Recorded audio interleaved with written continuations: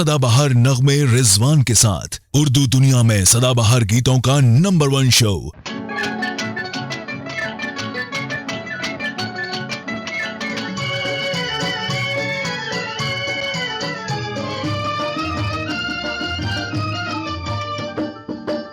आदाब नाजरीन, इस्तकबाल है आप सबका। सदाबहार नगमे आप देख रहे हैं रिजवान खान के साथ, और आज भी हम आपका मनपसंद शो लेकर आए हैं।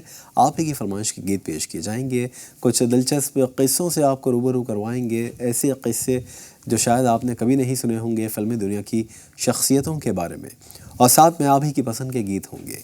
तो आइए इस महफ़िल को शुरू करेंगे, और पहला जो गाना है और उसकी फरमाइश जो आई है उसकी हम बात करेंगे। दिनेश कुमार साहब ने भागलपुर से फरमाइश की है, और उनके साथ फरमाइश करते हैं बबलू साहब, और उनकी फरमाइश दिल्ली से आई है।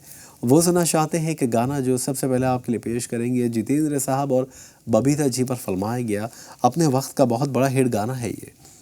लेकिन हम बात करेंगे जितेंद्र साहब की। एक दिलचस्प किस्सा मैं आपको बताऊंगा, जितेंद्र साहब फिल्मों में कैसे आए थे। अपने वक्त के बहुत बड़े स्टार और बहुत खूबसूरत एक्टर, उनके बारे में ये कहा जाता था कि जिस फिल्म में काम करते थे वो फिल्म हिट हो जाती थी। जितेंद्र साहब की बात की जाए तो आप यकीन नहीं करेंगे कि इनके पिताजी का जो कारोबार था मुंबई में, वो इमिटेशन ज्वेलरी जो होती है, नकली गहने जो होते हैं, जेवरात जो होते हैं, उसका कारोबार था। अब जितेंद्र साहब का काम क्या था, ये सारे गहने लेकर स्टूडियोज़ में पहुंचा करते थे जहां पर हीरोइंस जो हैं नकली गहने पहना करती थी। तो इनका काम था पिताजी से वो सारे गहने लेकर स्टूडियोज़ में जाना और जो डिज़ाइनर होते थे उनको पहुंचाना। कई गहने तो इनके ऐसे थे जो बड़ी बड़ी अदाकारा जो उस वक्त की थी उन्होंने पहने भी थे। तो वी शांताराम साहब के सेट पर ये गए थे और अचानक इनकी मुलाकात भी हुई, क्योंकि अक्सर इनका जाना होता था। तो वी शांताराम साहब से एक बार इन्होंने काम के लिए कहा कि मुझे भी कोई काम दिला दीजिए। तो वी शांताराम साहब ने इनको काम तो दिलवा दिया, 150 रुपये महीना तनख्वाह पर इनको रख लिया।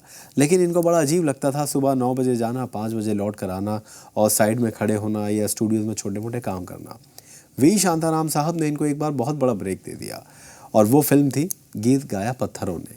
यहाँ से इनका आगाज़ हुआ। वी शांताराम साहब को इस बात की परवाह नहीं होती थी कि वो किसको कास्ट कर रहे हैं, या वो एक्टर को स्टार बनाना चाहते थे या एक्ट्रेस को स्टार बनाना चाहते थे। वो सिर्फ अपनी फिल्म मेकिंग पर ज़्यादा ध्यान देते थे। जितेंद्र साहब की किस्मत पलट गई और वो एक्टर बन गए, लेकिन बहुत बड़ा नाम नहीं हुआ। जितेंद्र साहब की किस्मत तब पलटी जब 1967 में फ़र्ज़ फिल्म में उन्होंने काम किया, और ये फिल्म बहुत बड़ी ब्लॉकबस्टर रही, और यहाँ से जितेंद्र साहब ने पीछे मुड़कर कभी नहीं देखा। तो आइए हम फ़र्ज़ फिल्म का एक गाना है जितेंद्र साहब पर और बबीता जी पर फरमाया गया, आपके लिए सबसे पहले पेश करते हैं।